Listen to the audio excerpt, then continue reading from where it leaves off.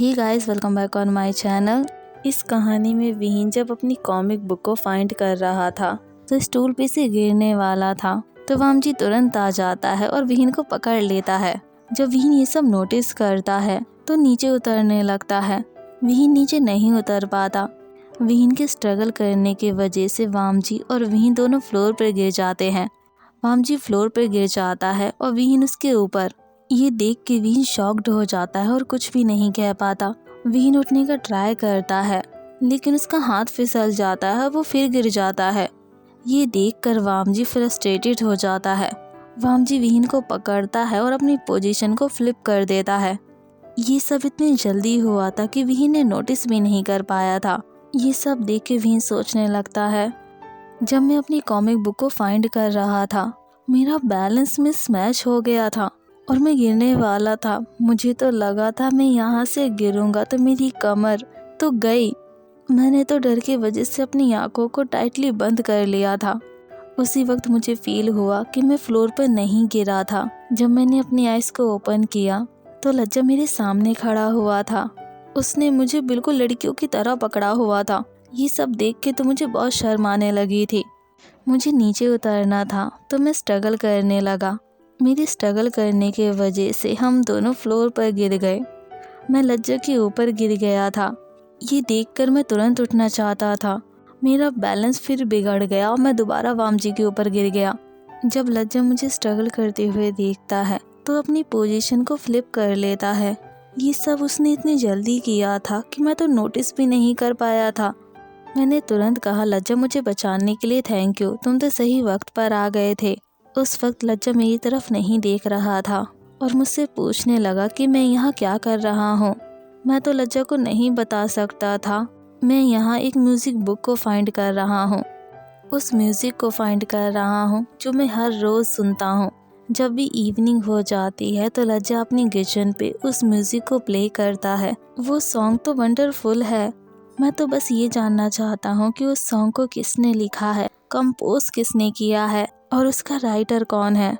उस म्यूज़िक में लव और पेन दोनों साथ में शो होते हैं। वो सॉन्ग इतना वंडरफुल है कि मैं अपनी फ्लूट पे उसे प्ले करना चाहता हूँ। मुझसे नया हुसैन कॉमिक बुक मांग रहा था जो मेरे पास नहीं थी, इसलिए मैं लाइब्रेरी में उसे फाइंड कर रहा था। लेकिन मुझे ये समझ नहीं आ रहा है कि लज्जा यहाँ क्या कर रहा था। जब मैं गिरने वाला था तो उसने मुझे कैसे अचानक आके पकड़ लिया। मैंने लज्जा के सवालों के जवाब देते हुए कहा, मैं तो फन कर रहा था यहाँ पर। वैसे लज्जा बहुत लेट हो गया है, क्या तुम पेट्रोलिंग पर हो?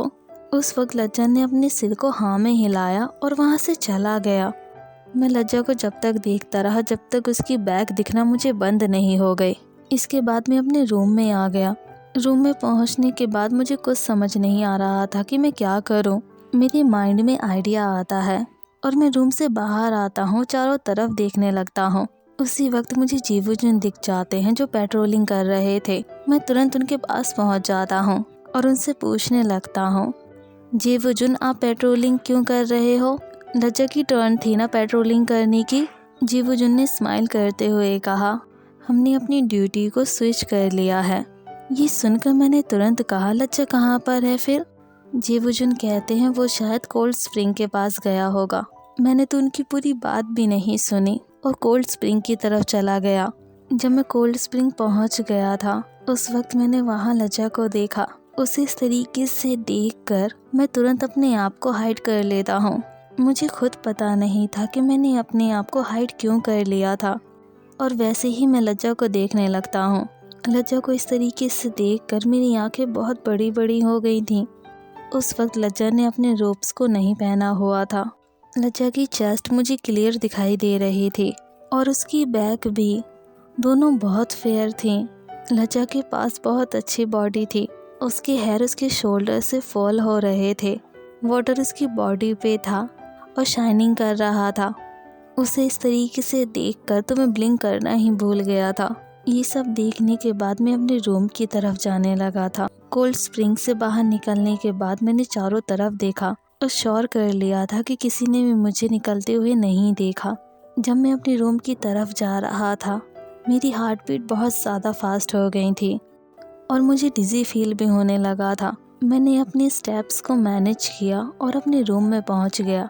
रूम में पहुंचने के बाद मैंने तुरंत अपने रूम को अंदर से लॉक कर दिया था। मेरी बॉडी हॉट हो गई थी और मेरा हार्ट बहुत ज़्यादा बीट करने लगा था। मैं इस इफ़ेक्ट को कम नहीं कर सकता था और पता नहीं मैंने ऐसा क्या देख लिया है कि मेरी बॉडी इस तरीके का रिएक्ट करने लगी है और मेरे अकॉर्डिंग वर्क भी नहीं कर रही है।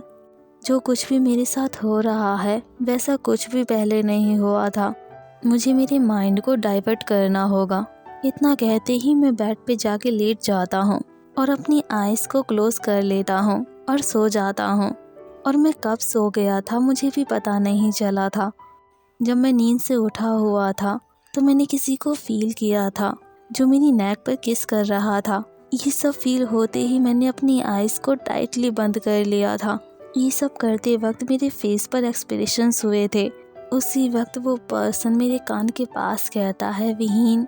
ये सुनकर मैं फ्लिंच हो गया था और मुझे ज़्यादा समय नहीं लगा था इस वॉइस को पहचानने में। इस तरीके से तो सिर्फ मुझे लज्जा बुलाता है। जब मैंने अपनी आइज़ को ओपन किया तो लज्जा मेरे ऊपर था। उसने मेरी वेस्ट को पकड़ा हुआ था। ये सब देखकर तो मैं नर्वस हो गया था और पूरा स्वेटी भी हो गया था। लज्जा मेरे क्लोज हो गया था और मेरी ईयर्स के पास में विस्पर करते हुए कह रहा था, विहीन, तुमने अपने हस्बैंड को कोल्ड स्प्रिंग में देखा, वो भी विदाउट क्लोथ्स। इस बात के लिए तो तुम पनिशमेंट को डिज़र्व करते हो ना। ये सब सुनते ही मैं लज्जा से कहने लगा था, लज्जा मैं वो। इससे ज़्यादा मैं कुछ नहीं बोल पाया। वो मुझे किस करने लगा था। लज्जा मुझे किस कर रहा था और उसका हाथ मेरे रोब्स के अंदर था। उस वक्त मैंने अपनी इनर रोब्स को पहना हुआ था क्योंकि मैं आउटर रोब्स को सोने से पहले उतार देता हूँ। लज्जा बिल्कुल भी हेजिटेट नहीं करता और मेरे रोब्स की नॉट को खोल देता है। ये सब देखकर मेरा फेस पूरी तरीके से रेड हो गया था। ये सब देखकर मैं अपनी चेस्ट को कवर करने लगा था। मुझे इस तरीके से देखकर लज्जा के फेस पर नॉट ए स्माइल आ गई थी। लज्जा ने अपनी फोर्स का यूज किया, मेरे दोनों हाथों को मेरे सिर के ऊपर जाके टाइटली पकड़ लिया था। मैं अपने आप को रिलीज करने का ट्राई भी करता हूँ लेकिन रिलीज नहीं कर पाता और लज्जा मुझसे बार बार कह रहा था, विहीन, अपनी आंखों को खोलो ना। लज्जा मुझे किस कर रहा था। पहले तो मुझे वियर्ड फील नहीं होता लेकिन थोड़ी देर बाद मुझे बहुत ज़्यादा वियर्ड फील होने लगता है तो मैं वामजी को रुकने के लिए कहने लगता हूँ लेकिन वो तो मेरी कोई बात नहीं सुन रहा था। जब मैं ज़ोर से चिल्ला के कहता हूँ कि लज्जा रुक जाओ तो मेरी नींद टूट जाती है। मैं खुद को बेड पे पाता हूँ। मैंने अपनी साइड वाली जगह पे भी चेक किया था, वहाँ भी कोई नहीं था। मैंने डोर को चेक किया, वो अंदर से लॉक था। मैंने अपने स्वेट को वाइप किया। ये मेरा एक बैड ड्रीम था और मुझे खुद बिलीव नहीं हो रहा था कि मैंने लज्जा को लेकर इस तरीके का ड्रीम देखा। जब विहीन डोर को लॉक देखता है तो रिलीफ फील करता है। विहीन अपने बेड से उठता है और चारों तरफ देखने लगता है। उस वक्त सिर्फ 9 बजे थे। ये देखकर विहीन तुरंत अपने बेड पे चला जाता है और सोने का ट्राई करने लगता है लेकिन उसके माइंड में इरोटिक इमेजेस फ्लैश होने लगते हैं और आवाज़ें भी आने लगती हैं। वो आवाज़ें विहीन को बहुत ज़्यादा आने लगती हैं तो विहीन पिलो से अपनी ईयर्स को कवर कर लेता है। जब विहीन को साउंड बहुत ज़्यादा सुनाई देने लगती है, विहीन उन साउंड को इग्नोर नहीं कर पाता और ना ही उन फीलिंग्स को इग्नोर कर पाता है जो इस वक्त विहीन के माइंड में और हार्ट में चल रही थी। विहीन को इन फीलिंग्स से नफरत हो रही थी। ये सब सोचते ही उसे डिजी फील भी होने लगा था। इस वक्त विहीन को गिल्ट फील हो रहा था, गुस्सा आ रहा था कि उसने वामजी को फॉलो करने का क्यों डिसाइड किया था, क्यों उसने अपने प्लान को ड्रॉप नहीं किया। और विहीन को कौन सा आंसर जानना था जो आंसर वो पहले से ही जानता था। उसने वामजी को सीड्यूस किया और उसके पीछे पीछे कोल्ड स्प्रिंग के पास भी चला गया और वामजी को बात लेते हुए भी देख लिया। और उसके बाद ये ड्रीम, ये सब सोच के विहीन डिसाइड कर लेता है कि वो आज के बाद वामजी को फॉलो नहीं करेगा। विहीन अपने माइंड में इन सेंटेंस को कंप्लीट भी नहीं कर पाता और विहीन को गिल्ट फील होने लगा था और विहीन गुस्से में सोच रहा था, ये मेरी बॉडी है और मेरे अकॉर्डिंग वर्क भी नहीं करती और लज्जा के टच करते ही रिएक्ट करने लगती है। जो फीलिंग्स मेरी बॉडी फील कर रही है, क्या मेरी बॉडी सच में लज्जा को चाहती है? और विहीन सोचने लगता है, क्या मैं सच में मैन को पसंद करता हूँ? ये क्वेश्चन विहीन खुद से कर रहा था और इसका आंसर कोई और नहीं दे सकता था विहीन के अलावा। इस वक्त विहीन सिर्फ कंफ्यूज्ड था। जो फील वो वामजी के लिए करता है, वैसा फील ना तो विहीन ने किसी मैन के लिए किया है और ना ही वुमेन के लिए। तो वो क्यों लज्जा के लिए ये सब फील करता है? और मेरे ड्रीम में उस पर्सन को भी देखता हूँ, शन्यो को, वो भी तो एक मैन है। आज ही मैंने रियलाइज़ किया है कि मैं उसके लिए कुछ भी फील नहीं करता, लेकिन आज मैंने जब लज्जा को कोल्ड स्प्रिंग में देखा तो पता नहीं मुझे क्या हो गया। और विहीन खुद से कह रहा था, ये सब सही नहीं है, मुझे इन फीलिंग्स को स्टॉप करना होगा। विहीन को किसी मैन को पसंद करने में कोई प्रॉब्लम नहीं थी, उसकी तो ऑलरेडी मैरिज किसी मैन से हुई है। विहीन की प्रॉब्लम तो ये थी, जो सब वो लज्जा को लेकर ड्रीम में देख रहा था, वो सब विहीन को गलत लग रहा था, क्योंकि वामजी का तो ऑलरेडी लवर है ना। ये सब सोचते ही विहीन को अंदर से बहुत गुस्सा आने लगता है। विहीन का मिशन तो बस इतना था कि वो वामजी के लवर को फाइंड कर ले और उससे मैरिज को ब्रेक कर दे। विहीन स्लोली अपने एक्शन को रिकॉल करने लगता है। विहीन ने वामजी को कोल्ड स्प्रिंग में देखा, वो भी विदाउट क्लोथ्स। विहीन का कोई पर्पस नहीं था वामजी को इस तरीके से देखने का। विहीन वामजी के पास रहने के बहाने ढूंढता, उसे सीड्यूस करता।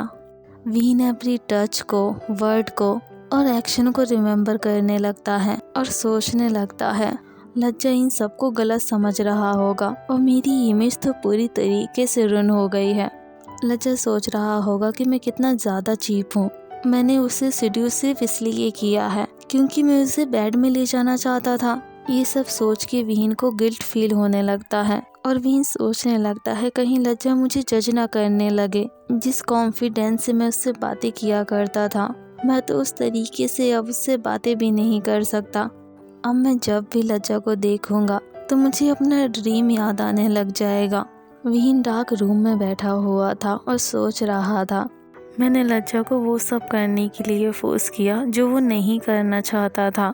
मैंने उसे फोर्स इसलिए किया क्योंकि वो मैन को पसंद करता है, लेकिन मुझे कोई हक नहीं बनता किसी की फीलिंग्स के साथ खेलने का। ये सब सोच के विहीन को गिल्ट फील होने लगता है और विहीन के हार्ट में पेन होने लगता है। क्लाउड रिसेस में सभी सो गए थे, लेकिन विहीन अपनी गिल्ट की वजह से सो नहीं पा रहा था। जब विहीन डार्कनेस में बैठा हुआ था, उसी वक्त कोई पर्सन उसके हाथ को पकड़ लेता है, उसे ग्राउंड पे पुश करता है। जब विहीन खुद को रिलीज करने का ट्राई करता है, वो रिलीज नहीं कर पाता। वो पर्सन विहीन से स्ट्रॉन्ग था। जब मॉर्निंग हो जाती है तो क्लाउड रिसेस में सभी कल्टीवेटर्स को हॉल में बुलाया जाता है। सभी पर्सन हॉल में पहुंच जाते हैं। जब विहीन और मिसेस वांग हॉल में पहुंचते हैं तो सभी विहीन की तरफ देखने लगते हैं, क्योंकि विहीन इस बार भी लेट था और ओल्ड लैन खुद से कह रहा था, ये पर्सन कभी भी रूल्स को फॉलो नहीं करता। मिसेस वांग यस्टरडे विहीन को इस मीटिंग के बारे में बताने गई थी। जब रूम अंदर से लॉक था तो मिसेस वांग सोचने लगती हैं कि शायद मास्टर वे सो रहे होंगे, तो वहाँ से मिसेस वांग चली जाती हैं। जब सुबह मिसेस वांग विहीन को उठाने के लिए जाती हैं तो देख के सरप्राइज हो जाती हैं कि विहीन उठ गया था और बेड के पास में बैठा हुआ था। जब मिसेस वांग विहीन के पास जाती हैं तो विहीन अपने ख्यालों में खोया हुआ था। मिसेस वांग उसे इन्फॉर्मेशन दे देती हैं, लेकिन मिसेस वांग को ये नहीं पता था कि विहीन सुबह नहीं उठा था। वो तो पूरी रात भर ऐसे ही बैठा हुआ था। विहीन सभी को ग्रीट करता है और जिंगशा के पास जाके बैठ जाता है। मैडम लैन मिसेस वांग को इशारा करते हुए कहती हैं कि विहीन को लज्जा के पास जाके बिठा दो, तो मिसेस वांग ऐसे ही करती हैं। विहीन को इन्फॉर्मेशन पास कर देती हैं, तो विहीन जिंगशा के पास से उठता है और वामजी के पास जाके बैठ जाता है। उन्हें इस तरीके से देखकर मैडम लैन सोच रही थी, ये दोनों साथ में कितने ज़्यादा क्यूट लग रहे हैं। विहीन वामजी के पास बैठा हुआ था, बिल्कुल शांत, और वामजी की तरफ नहीं देख रहा था। ओल्ड लैन विहीन के बिहेवियर को देखकर खुश हो रहा था। हॉल में सभी एल्डर्स बैठे हुए थे और वहाँ कुछ प्रीस्ट भी थे जो कुछ कैलकुलेशन कर रहे थे। विहीन और वामजी की मैरिज की अनाउंसमेंट होने वाली थी। जब मैडम यू विहीन की तरफ देखती हैं तो उसकी सैड फेस को देख के सोचने लगती हैं, इसने अभी तक वामजी को एक्सेप्ट नहीं किया है। ये सोचते ही मैडम यू के फेस पर स्माइल आ जाती है। विहीन वामजी की साइड में बैठा हुआ था और कुछ सोच रहा था। उसी वक्त वो वामजी की तरफ देखता है तो नोटिस करता है कि वो प्रीस्ट को देख रहा था और वामजी के साथ सभी प्रीस्ट को देख रहे थे। विहीन उन दिनों को याद करने लगता है जब उसने वामजी के साथ मैरिज करने के लिए हाँ बोल दिया था। विहीन शादी के बाद बहुत ज़्यादा चेंज हो गया है। पहले विहीन हर काम कॉन्फिडेंट होके किया करता था, लेकिन अब उसका कॉन्फिडेंट बहुत ज़्यादा लो हो गया है। विहीन ये सब सोच रहा था। उसी वक्त एक पर्सन उसे हक कर लेता है और कहता है, आशियन मैं तुम्हारे लिए बहुत ज़्यादा हैप्पी हूँ। विहीन उसकी आवाज़ को तुरंत पहचान जाता है और उसे बैक हक कर लेता है। विहीन के फादर ने विहीन को हक किया हुआ था और उनके फेस को देख के सोचने लगता है, इनके फेस पर सेम स्माइल है जब मेरी मैरिज हुई थी उस वक्त थी। मैडम लैन और यानली खुश होकर कह रहे थे, आशियन कॉन्ग्रेचुलेशंस। ये सब सोचकर विहीन कंफ्यूज्ड हो रहा था और कुछ पर्सन वामजी के पास आते हैं और वामजी से कहने लगते हैं, कॉन्ग्रेचुलेशन सेकंड मास्टर लैन। इस वक्त विहीन कंफ्यूज्ड था और चारों तरफ देख रहा था। उसी वक्त विहीन को कुछ सुनाई देता है और विहीन के फादर मिसेस लैन से कह रहे थे, इस मैरिज में सिर्फ 10 दिन रह गए हैं। और मैडम लैन स्माइल करते हुए कह रही थी, 5 डेज में तो सभी गेस्ट भी आ जाएंगे। जब विहीन मैरिज की बात सुनता है तो अपनी आइज को बड़ा कर लेता है और सोचने लगता है, मुझे लज्जा के लवर को जल्दी फाइंड करना होगा, मैं ये सब नहीं कर सकता। विहीन वामजी के फेस की तरफ देखता है लेकिन उसके फेस को नहीं देख पाता। विहीन सबके फेस को देखता है जिनके फेस पर स्माइल थी और वो बहुत ज़्यादा खुश थे। और विहीन सोचने लगता है, मैं ये सच में करूं? अगर मैंने लज्जा से अपनी मैरिज को तोड़ दिया तो इन सभी के फेस से स्माइल चली जाएगी, लेकिन मैं इन सभी के फीलिंग्स के साथ नहीं खेल सकता। एक साइड सभी की हैप्पीनेस है और दूसरी साइड लज्जा की हैप्पीनेस है। उसकी हैप्पीनेस उसके लवर के साथ है, ना कि मेरे साथ। मुझे इन दोनों में से एक को चूज़ करना है और एक का सेक्रीफाइस तो करना ही पड़ेगा। मैं अपनी फैमिलीज़ की हैप्पीनेस को चूज़ नहीं कर सकता जब मैं पहले से जानता हूँ कि लज्जा किसी और से प्यार करता है। जब कोई पर्सन किसी दूसरे पर्सन को प्यार करता है, उसे अगर मैं चूज़ कर लूँ तो उसके पार्टनर को तो बहुत ज़्यादा सेक्रीफाइस करना पड़ेगा। मैं इतना ज़्यादा सेल्फिश नहीं हो सकता। ये सब सोच के विहीन को सफोकेशन फील होने लगती है और विहीन सोचने लगता है, अब मुझे ही चूज़ करना है कि मैं एक ऐसे पर्सन से मैरिज कर लूँ जो मुझसे प्यार नहीं करता, किसी और से करता है। अगर मैं मैरिज को तोड़ दूँ तो लज्जा को उसका प्यार मिल जाएगा। ये सब सोचकर विहीन के फेस पर फेक स्माइल आ जाती है। विहीन सबको थैंक यू कहता है और एल्डर्स के साथ लंच करता है। वेंचिंग अपने रूम में चली जाती है और रूम को अंदर से लॉक कर लेती है। इस वक्त वेंचिंग को बहुत गुस्सा आ रहा था। जिस पर्पस को लेकर वो क्लाउड रिसर्च में रुकी हुई थी, वेंचिंग को वो पर्पस अपना पूरा होता हुआ नजर नहीं आ रहा था। ये सब सोच के ही वेंचिंग को बहुत गुस्सा आ रहा था। वेंचिंग टेबल पे जाके बैठ जाती है और एक पेन को अपने हाथ में ले लेती है। एक शीट पे लिखने लगती है, विहीन में अपनी फीलिंग्स को तुम्हें रियलाइज करवा दूंगी तुम्हारी मैरिज होने से पहले। ये सब लिखने के बाद वेंचिंग अपने हाथ को अपने हार्ट के पास ले जाती है और उसे पैट करते हुए कहती है, माय हार्ट, तुम्हें और ज़्यादा सफ़र नहीं करना पड़ेगा और ना ही पेन लेने की कोई ज़रूरत है। अब मैं अपनी फीलिंग्स विहीन को बताने वाली हूँ।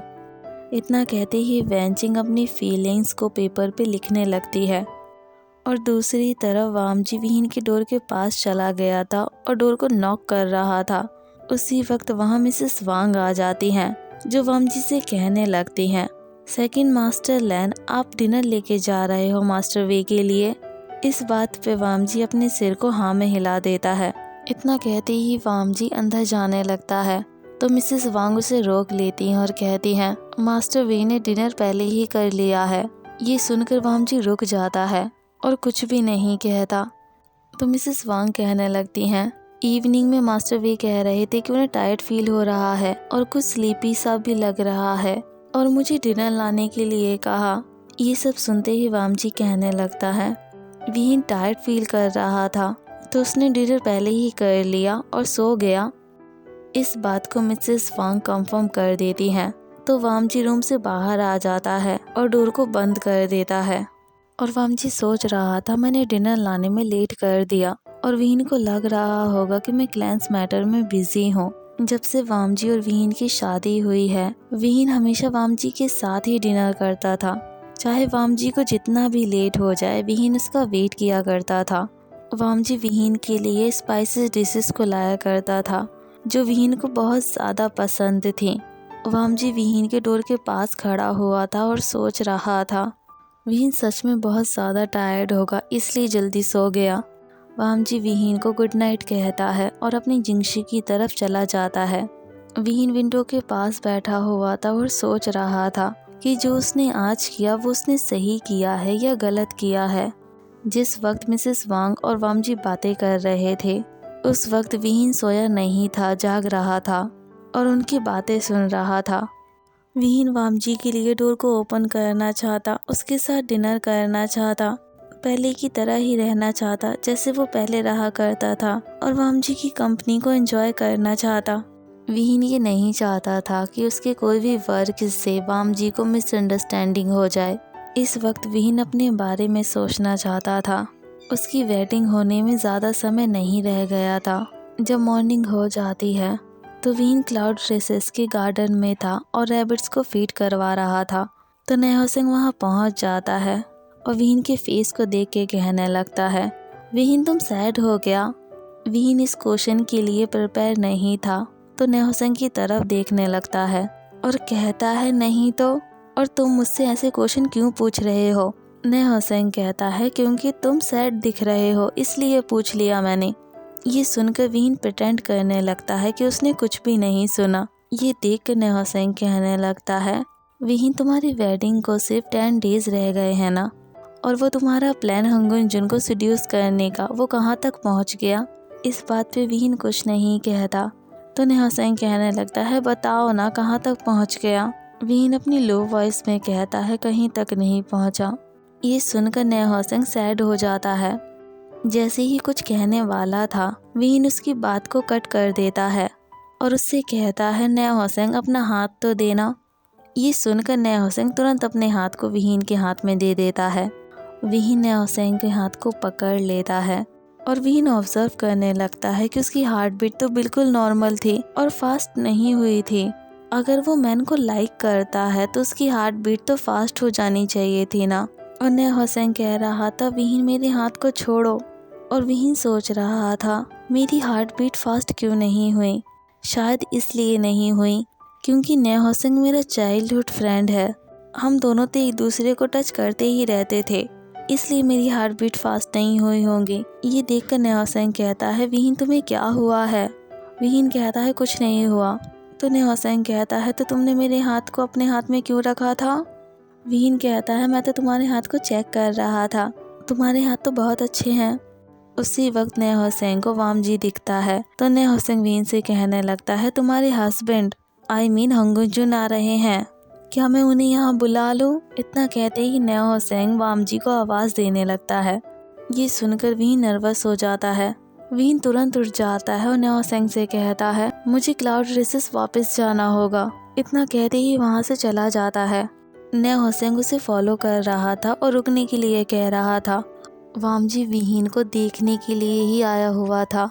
वामजी ने विहीन को पूरे दिन नहीं देखा था और विहीन को इस तरीके से जाते हुए देखकर वामजी के हार्ट में पेन होने लगता है। आज भी विहीन जल्दी डिनर कर लेता है और सो जाता है। जब वामजी को ये सब पता चलता है तो वामजी अपने रूम में वापस चला जाता है, अपनी किचन को लेता है और प्ले करने लगता है। और वामजी को पता है कि ये सॉन्ग विहीन को बहुत पसंद है, इसलिए वामजी इस सॉन्ग को इवनिंग में डेली प्ले करता है। वामजी सॉन्ग को प्ले कर रहा था और सोच रहा था विहीन हमारी मैरिज होने वाली है और तुम मुझे अवॉइड कर रहे हो। मैंने तुम्हें कल से नहीं देखा और ना ही तुम मेरे साथ डिनर करते हो और ना मेरे साथ बातें करते हो। तुम्हें क्या हुआ है मुझे तो बता दो ना। मैडम लैन विहीन और वामजी के बिहेवियर को ऑब्जर्व कर रही थी और दोनों के लिए बहुत ज़्यादा वरिड थी और सोच रही थी क्या विहीन सच में वामजी से शादी करना चाहता है या नहीं। आज के लिए बस इतना ही। In the next part, bye.